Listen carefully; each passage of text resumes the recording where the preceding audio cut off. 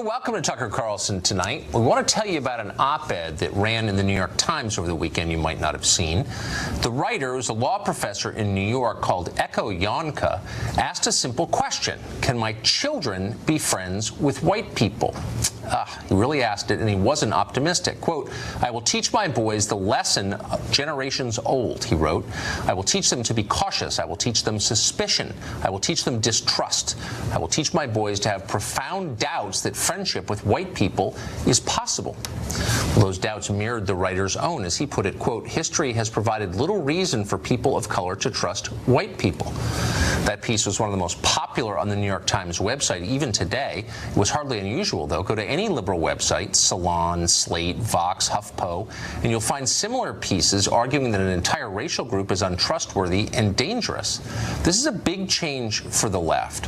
For most of the 20th century, liberals, and it was noble, argued that it was immoral to reward or punish people based on their skin color. Individuals ought to be judged solely by the choices they make. Anything less is bigotry. Liberals don't say that anymore. What happened? Ekow Yankah is the author of that New York Times piece. He's a professor at Shiva University's Benjamin Cardozo School of Law, and he joins us tonight. Professor, thanks for coming on. Thanks for having me. So what struck me about this piece, a couple of different things, but the first thing was the generalizations about a racial group based on their race. And I grew up, I'm probably not so much older than you, in a world where overt expressions of that were not acceptable. You weren't allowed to generalize on the basis of race because the assumption was each person is an individual and you judge each person by the choices he or she makes. I don't understand when it became okay to generalize about racial groups. Well, I mean, it's to me, a strange way to put the question. I mean, while it's the case that we all hope that we can be judged for who we are, I think while some people have the luxury to be raised only being told to look at individual people, it should be no surprise to you that black people, in particular black men, have been taught forever that they have to be careful how they behave around white people, that the way they behave will be interpreted differently, that when they misbehave it'll be punished differently, that if they laugh too loud, if they walk into a nice store. So with all due respect, Tucker, what was true for you has never been true for lots of people. Well, I mean, there are a lot of ways to respond to that. One, on a factual basis. In truth, in a lot of places in this country, the main threat that African Americans face is not from white people, as you perfectly well know. But beyond that, the idea that you could understand a person's motive merely by knowing his race dehumanizes that person. It's the definition of racism, and you're engaging in it in the New York Times, and nobody says anything about it. And I just felt it was worth pointing that out and asking you if you feel it's okay to generalize about people you've never met, about whom you know nothing beyond what they look like, and say, I know who you are and what you believe. So I first want to respond to the first comment. I think is ought not be let lie. While it's true that, of course, people of color face threats from other people of color, it's also true that white people face the overwhelming threat from white people. That is, right. People face threats from who they live beside. So I find exactly. I think it's fair to point out that we oughtn't be distasteful and say things like, well, the great threat. It does feed a certain uglier narrative that we don't want. But to your core point, wait, hold on. Why does the truth ever feed a, quote, ugly narrative? The truth is worth telling for its own sake because it's true. You're welcome to tell the truth, but it is deeply suspicious that people are so quick to say things like the main threat facing African Americans is other African Americans, but you never hear anybody say the main threat facing white people is white people, right? So there is no phrase white on white crime. I don't know. I mean, people say that. I mean, I guess the point is, Tucker, you don't face a threat from an entire racial group. You face a threat from individuals who've made individual choices. Well, we should turn to that. But just in closing, I should say we should be honest and not pretend that there is a phrase like white on white violence, right? That phrase doesn't exist for very particular well, we reasons. can invent it here. But I guess the point I'm making is that you should never generalize about people on the basis of their skin color because it reduces them to the sum total of their skin color. And again, that's the definition of racism. And you're engaging in it in this piece. And I don't think it's helpful. I think it's wrong. Well, so I just entirely deny that. What I said was that you should generalize and dislike people because of their skin color. What I do think is true is that in a world in which things have gotten ever more dangerous for people of color, it is in fact the case that that undermines our ability to trust each other across racial bounds. And here's what's true, or at least here's what I wrote. Not that white people are unavailable for friendship, but in this world, it is up to our white friends and allies to be sure to stand up for those who are under attack. If I want to prove that I'm the kind of person who can be your friend, that means that when something is actually threatening you, I actually have to be there for you. Okay, but again, you're making generalizations across racial groups. So you say, for example, I will have to discuss with my boys whether they can truly be friends with white people. History has provided little reason for people of color to trust white people. I have profound doubts that friendship with white people is possible. Again, that's these are absolutely right. okay, Yeah, but that's absolutely right. If I were to write, you know, I was mugged as a pizza delivery boy, and I told my children that they should never trust anyone who looks like the people who mugged me. That would be, I would never do that. I think that would be immoral, but it would be the definition of racism, because I would be equating the people who mugged me with everyone else who looks like them. I think if that's the only part of the article you read, it might sound like that. But of course, the article has a much richer argument. And the argument I make is, look, in a country where it turns out that when the most vulnerable people of color are under threat, those who they count on are nowhere to be seen, or at least for some group of people, and I speak explicitly about the political moment we're in today, right? So if we have a president who marshals forces of hatred and anger and divisiveness and frankly just danger, quite aside from who he is, I'm not particularly interested in who he is, if the people who call themselves your friends are not going to push back against that, then maybe you can tell me why it is I should trust those people? Well, so I guess what you're saying is that people who don't agree with your politics can't be your friends, which I think is an unfortunate conclusion to reach, but it's different from the one you articulate here. You're making, again, for the third time, generalizations based on race, and the truth about the last election is, this is not a defense of Donald Trump, merely an acknowledgement of the fact that he received more African-American votes than any Republican since 2004. I think he had 8% of African-American men. So that's not a huge number, but that's tens of thousands of people. Are they in the same category too? Can you not trust them? I mean, I don't really understand. If you're saying you can't trust Trump voters, fine. Sure. But white people? I mean, that's a grotesque generalization and a divisive Tucker, one. I'm a little worried that you keep reading the same parts without, I mean, you would make it seem as though the entire piece was just that paragraph. So the piece goes on to say... Well, it's the title of the piece, and it's in four separate graphs.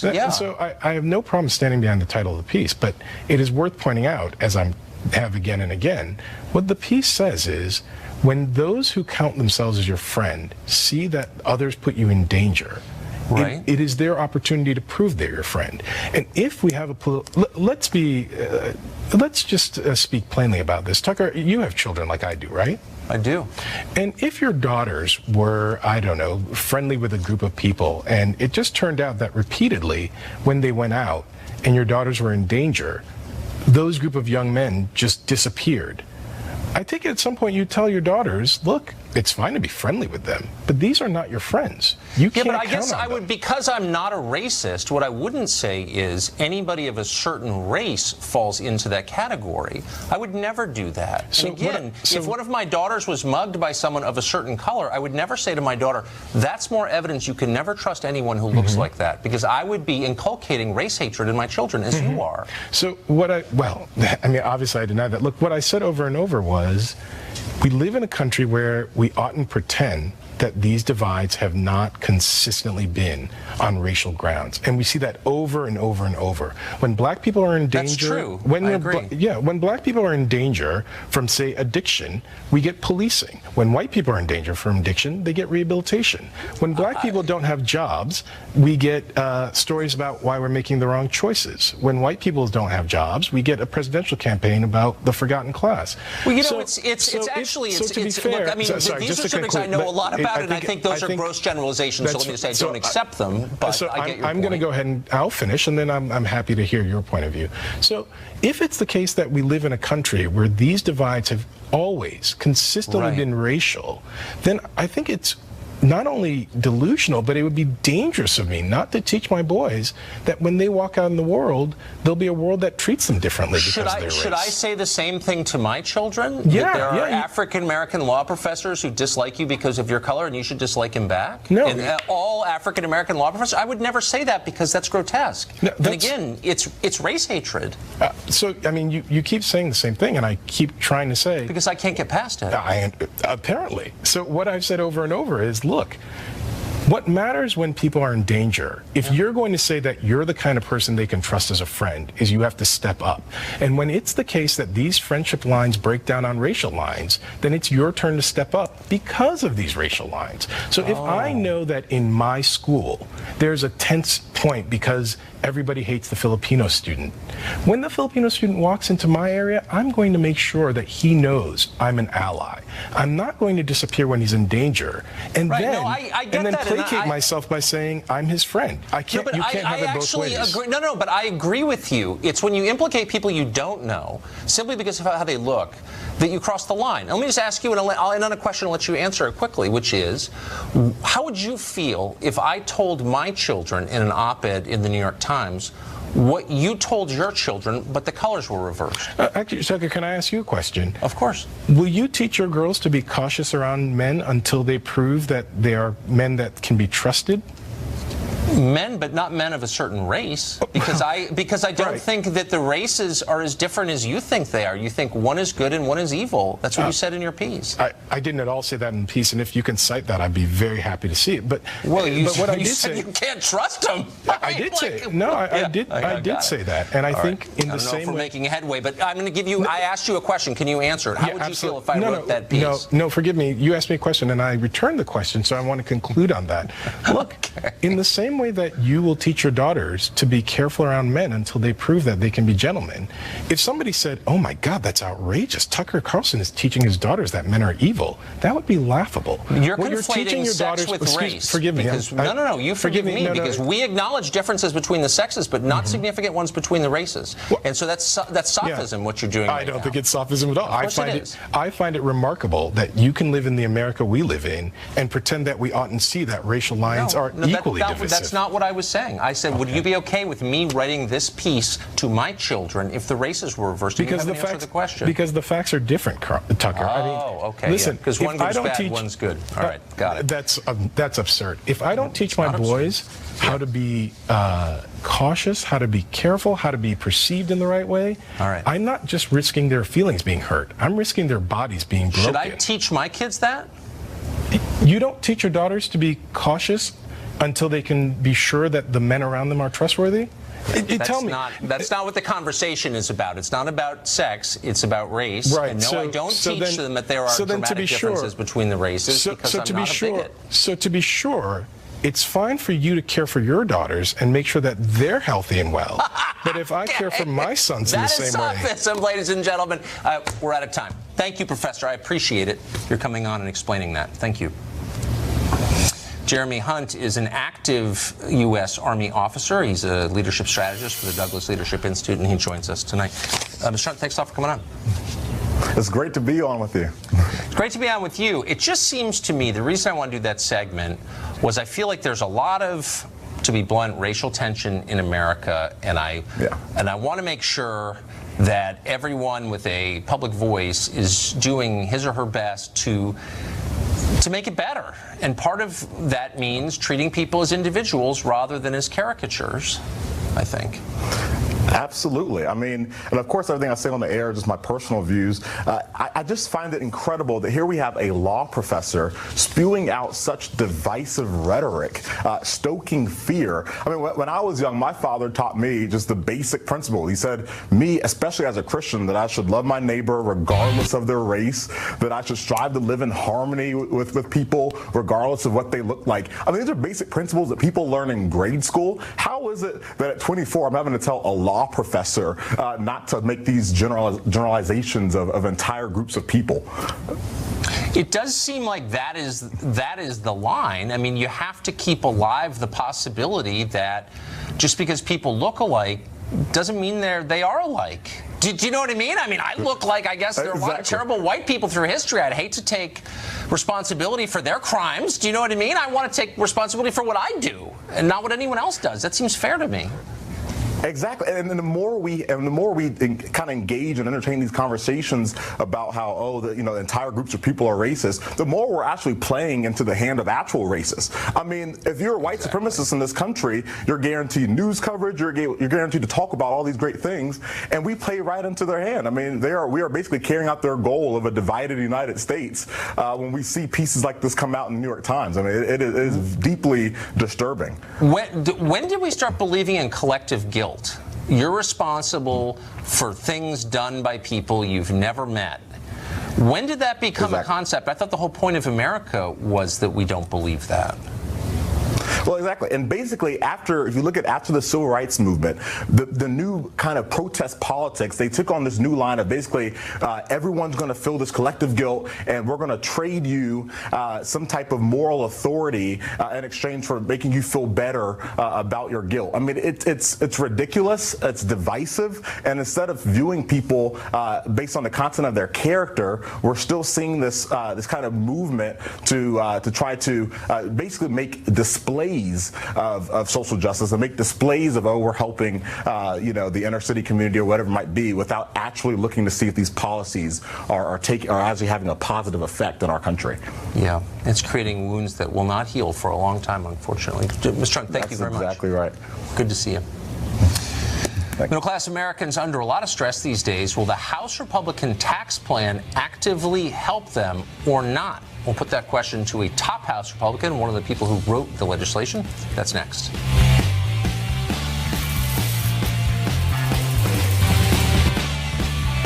Congressional Republicans attempting to hammer out a tax reform bill that a majority of Congress is willing to pass. Who would win and who would lose under a final compromise? Will the bill do anything to help the people in America who are under the most stress? Congressman Kevin Brady represents Texas. He's the chairman of the House Ways and Means Committee, which is a big deal in Washington. He joins us now. Mr. Chairman, thanks for coming on. Tucker, thanks for having me. So under this proposed legislation, the White House is saying that corporations will get a tax cut in order to create more jobs and raise wages. Would there be a way to structure the legislation where corporations don't get a tax cut unless they demonstrably raise wages and create jobs? Well, look, the key here is people tend to think of, so what are their profits? Does that grow my paycheck? But the other P word that we're actually focused on is productivity. Right. But businesses aren't investing. They've been on about a decade-long slide. They're not investing in new plants, new equipment, software technology. That's what drives productivity. That gives you those bigger paychecks. So we're going all in for growth for businesses. We redesign the code so our local companies can compete and win anywhere in the world. But most importantly, for the first time in history, we unleash business investment by letting them immediately write off from their taxes that new investment in plants or equipment, software and technology. It really drives Main Street jobs. But there's in a big way. because businesses are sitting on a huge amount of cash, stock market's at record levels, corporate profits really high, productivity's good, and yet we still have a persistently large number of people not working. Is there any way to tie their benefits to that, to wages and jobs? So it really does. Investment drives productivity. We've been on a decade-long slide for worker productivity. We used to be one of the best. We've really slid in a big way. That's why paychecks aren't going up. The other thing is we can't compete internationally anymore. We've slid, I think, 31st out of 35 of our major competitors. They've just blown by us. So we're losing jobs in research and manufacturing overseas. And the worst thing for your paycheck is to see it go overseas. So this tax plan is all about leapfrogging America back in that lead pack. More importantly, unleashing all that local business investment that we just haven't seen for far too long. So some people's taxes are going to go up, and you're going to see some people paying like Carter level tax, 55% all in, particularly in New York and California. Does that, the idea of someone paying the majority of his salary to the government, is that Is that acceptable? Yeah, so I don't believe they will. So I can see, so we've lowered the rates at every level, doubled the standard deduction, brand new family tax credit that more people can use than ever before. In every scenario I run, up at every income level, people see tax relief, including in high tax states like So New York City. you don't see anybody at the end getting his taxes raised?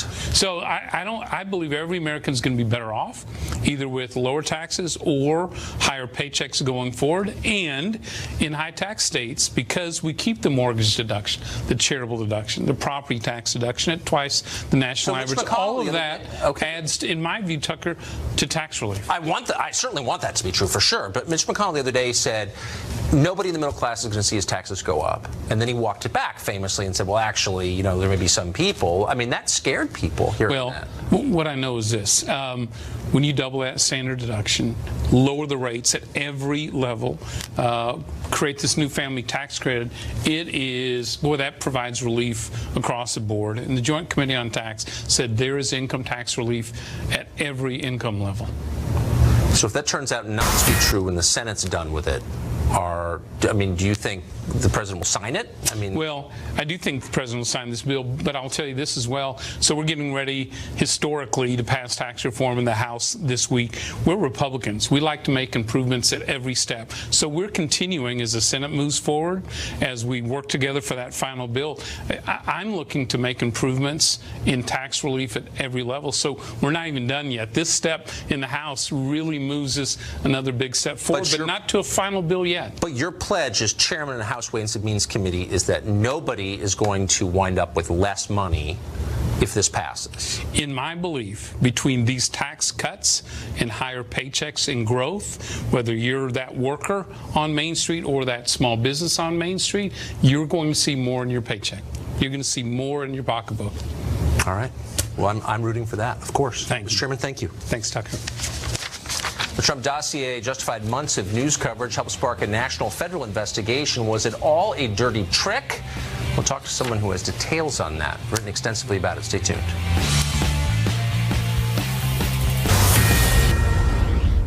This is a Fox News alert. We've learned tonight that Attorney General Jeff Sessions has ordered federal prosecutors to evaluate the Uranium One deal for possible irregularities. That evaluation could result in the appointment of a special counsel to investigate it.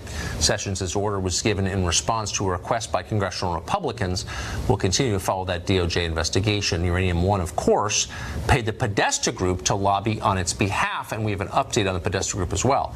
A few weeks ago, we told you how the Podesta people had become the center of independent counsel Robert Mueller's investigation into Russia's influence on American politics. It was widely disbelieved, and for that reporting, the Podesta Group threatened to sue us, threatened us with legal action for saying anything. Well, since then, not much has gone well for them. They were implicated in Robert Mueller's indictment of Paul Manafort 2 weeks ago. Then Tony Podesta quit the firm in response. He blamed us on his way out. Late last week, his replacement, Kimberly Fritz, announced she was leaving too. Now it's reported the Podesta Group itself will be shut down by the end of the year. Fritz reportedly told employees to clean out their desks and said the company will stop paying them this week. And they told us it wasn't true, and yet it turned out it was. Well, the firm behind the infamous Trump dossier is ready to testify before the Congress. Glenn Simpson, the former reporter who founded Fusion GPS, took that money from the DNC and the Hillary Clinton campaign, we now know, in order to create the dossier. The dossier, of course, was full of salacious but still unproven gossip, and it was used in the end to justify a far-reaching federal investigation that has turned Washington upside down and basically stopped all productive work here. Kim Strassel serves on the Wall Street Journal editorial board. She's written extensively on this. Recently, she called the Trump dossier one of the dirtiest political tricks in history. She joins us tonight. Kim, thanks for coming on. Hey, thanks for having me, Tucker. So you called it a dirty trick. It was obviously opposition research. Was it, do you think, qualitatively different than conventional opposition research? Well, that's a great place to start, because I think we do a disservice when we even call it a dossier. It gives it too much mystique. This is an Oppo research document, but of lower quality than even Oppo research documents. Normally, and look, all campaigns do this, but usually you dig up a driving under the influence conviction, or that you didn't pay your taxes one year, you plant it in the press, it makes the candidate look bad. This is a document based on unnamed, anonymous Russian sources, apparently.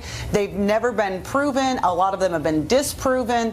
But then here's where they were particularly clever. They went, and rather than give it to the press, they sent it to the FBI, and then they briefed the press, and then the press was able to claim that this was intelligence that the FBI possessed, and it gave it some air of credibility.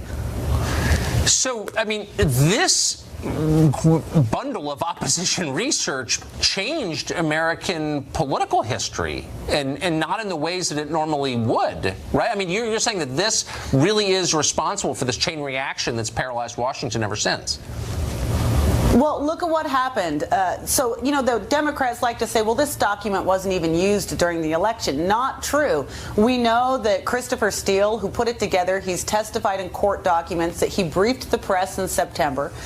Yahoo News came out with a huge story saying that the FBI was in possession of intelligence showing potential collusion between the Trump campaign and the Russian government. The headlines were dominated by this. And the question that we still have yet to know is, we know the FBI relied on this in some regard, but did this document actually inspire the FBI to end up wiretapping a political campaign, which is no small deal, by the way?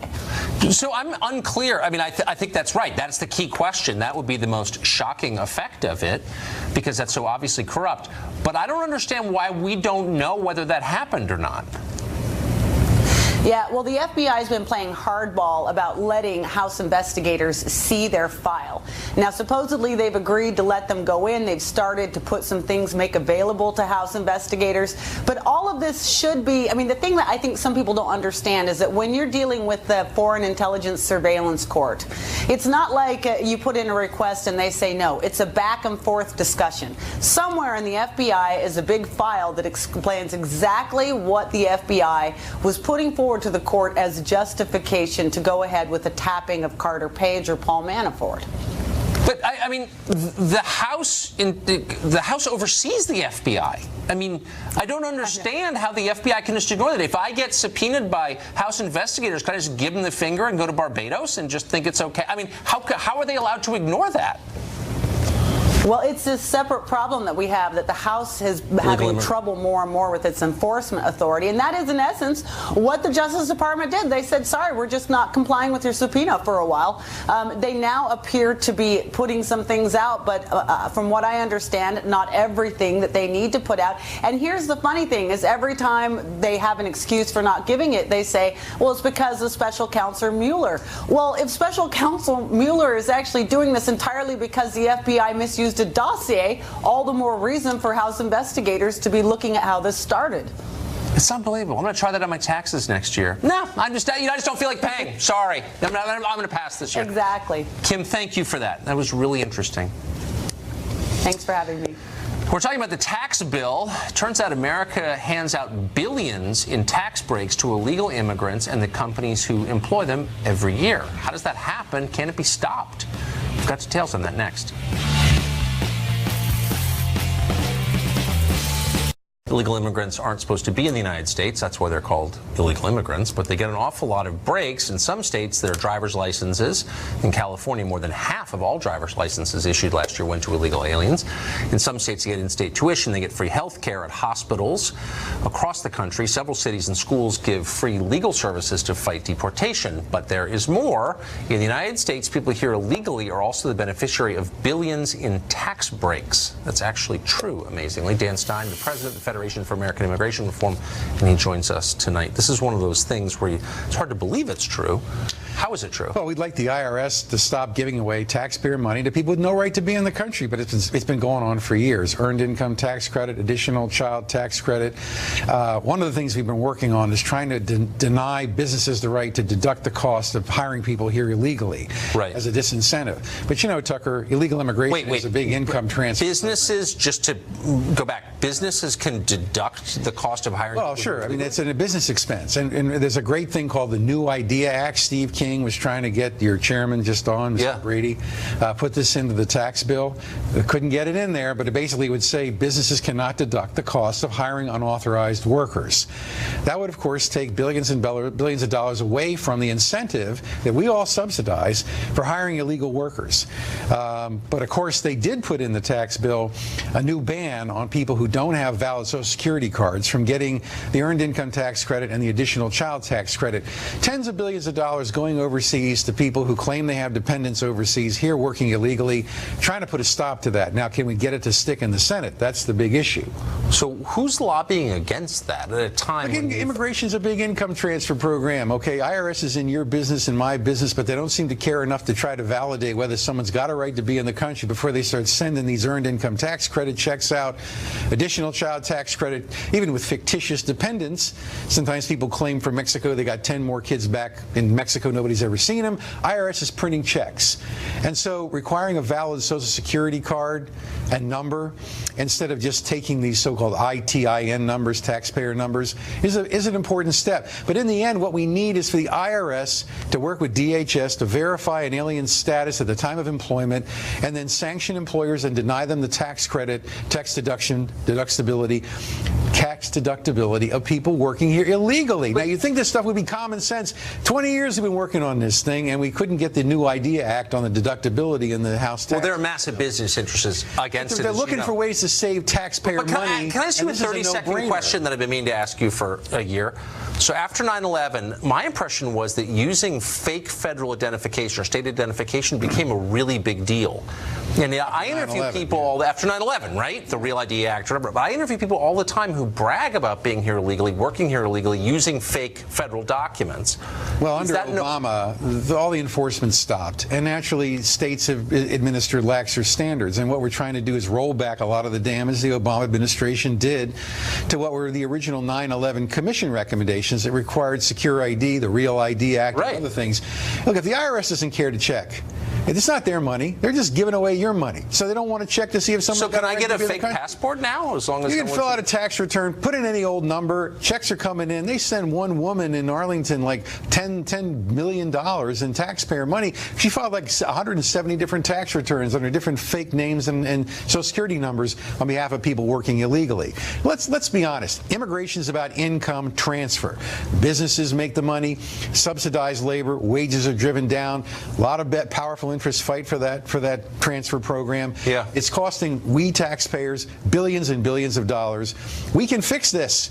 FAIR's working to fix this, and we've got some of it in the House bill. How to make it stick in the Senate, anybody's guess. This is not why people voted Republican to see this happen. Dan, thank you. Thank you, Tucker. The U.S. Army reportedly, according to an account today, loosening its requirements for new recruits. USA Today reports that under an unannounced policy that began in August, the Army will be granting waivers that allow people to enlist even if they have a history of depression, bipolar disorder, drug abuse, even self-mutilation. Elspeth Ritchie is a retired Army colonel and a psychiatrist, medical doctor, joins us tonight. Dr. Ritchie, thanks for coming on. It's a pleasure.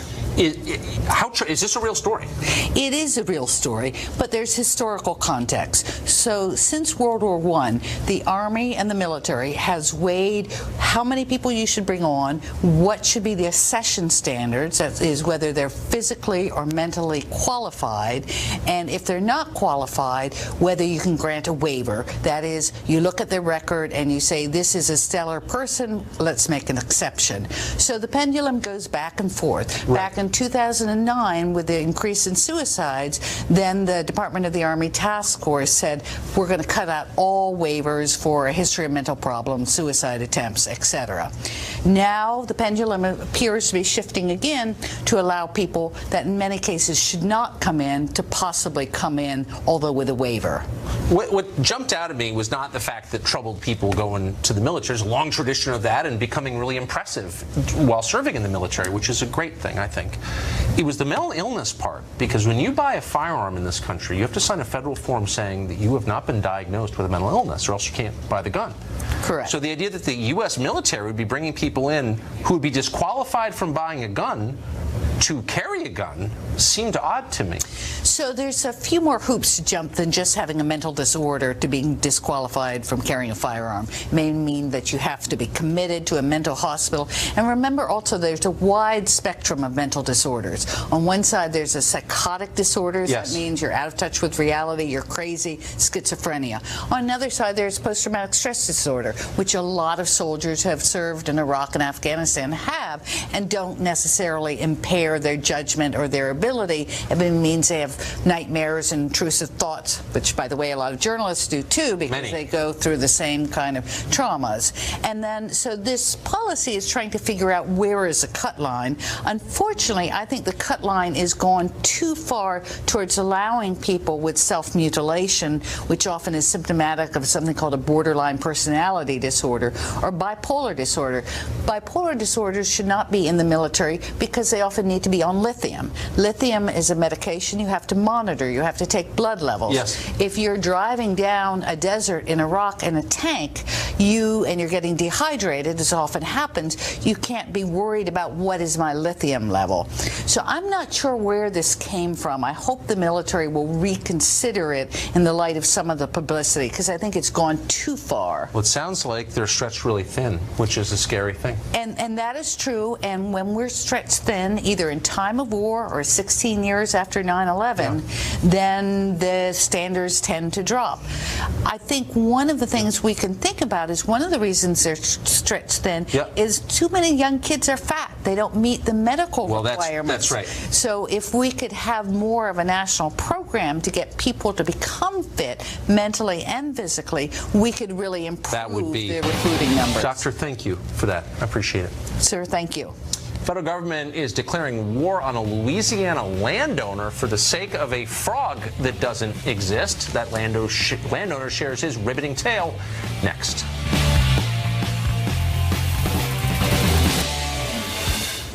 Edward Poitevin is a landowner in the state of Louisiana. Like most people, it's his land. He'd like to use it the way he wants to, but the federal government has stopped him from doing that, and all for the sake of an invisible frog. In 2011, Poitevin was informed that his 1,500 acres had been designated a potential habitat for something, we're not making this up, called the dusky gopher frog. The dusky gopher frog does not actually live in Louisiana, assuming it exists at all. The designation effectively bans development of his land, though. Edward Poitevin joins us tonight. Mr. Poitevin, thanks for coming on. Thank you, Tucker, for having me. I appreciate it. And now, did I misstate that? Have you ever seen a dusky gopher frog on your property? I have never seen one because it's not there, and it has not been seen in the whole state of Louisiana, according to the Fish and Wildlife Service, since 1967. So, I mean, this would basically be like claiming you had saber-toothed tigers on your land. Why, since it's extinct, did they claim it was there? They claimed it was there because they want to have us give over our land so that they can cut every tree on 1,500 acres and turn it into a frog resort. They would absolutely have to maintain it every year, keep the land burned every year, and by the way, we own the property all around it, so would you want to live near a property that is being burned every year? I don't think so. Wait, so the frog is extinct. Well, I'm just a little bit shocked by the irony here. So these are environmentalists in the name of environmentalism telling you they want to cut all your trees down and set fire to your land? That's environmentalism? That's correct. That is absolutely correct. Well, that's demented. What did you say? What I said was, you're not going to take my land unless you pay me for it. And they won't pay me for it. They have certified through their own economists that the loss of value to us is $34 million. And they refuse to pay for it because it's not a taking legally. but they want to cut your trees down and burn your land in the name of protecting an extinct frog. A frog that does not live there and has not been there for many, many, many years, probably even before 67. What their official literature says is that the frog has not been seen in the entire state of Louisiana since 1967, not to mention my land. So what's your just for our viewers at home who might fear they have a dusky gopher frog or two on their property, what's the recourse here? What do you do when this happens? Yeah, well, the recourse is you have to go through the motions of going through a show trial, which they call a public hearing, where they gave me 5 minutes to speak, along with a lot of very strange people who got up and talked about the frog might cure cancer one day and silly things like that. You then have to suffer through a long period of comments. They issue the rule as they said they would, and then you have to sue them in federal court to reverse it. And then if you get an adverse ruling, you take it to the Court of Appeals. We've done both of that. And we are now going to the U.S. Supreme Court in the hopes that they will see common sense and logic and the fact that this law does not actually allow that, and hopefully reverse the lower court's decisions. That's unbelievable. Environmentalists who want to cut your trees down and burn your land. Mr. Poitevin, thank you, and Godspeed. We're rooting for you. Thanks a lot. Thank you very much, Tucker. Thanks. Well, the New York subway system has a new scheme to make people feel welcome. We'll tell you about it next. New York's Metropolitan Transportation Authority, the MTA, making big changes to improve the experience. They're not fixing widespread delays, or not cutting costs, or not adding efficient new routes. All those concerns are on the back burner until they've stamped out the real problem: drivers who use gendered language. The MTA is telling train conductors and bus drivers to stop using the phrase ladies and gentlemen when making announcements. Why? Because the phrase conjures up the sinister notion there are only two genders, while cutting-edge scientific research by Facebook has shown there are actually millions of genders, with more being discovered every day, like Hindu deities, an infinite number. MTA employees have accordingly been given a list of acceptable terms like passengers, riders, and everyone. Dallas New Yorkers already feel safer. That's it for us tonight. Tune in every night at 8 to the show that's the sworn enemy of lying, pomposity, smugness, and groupthink. Our one-year anniversary tomorrow night.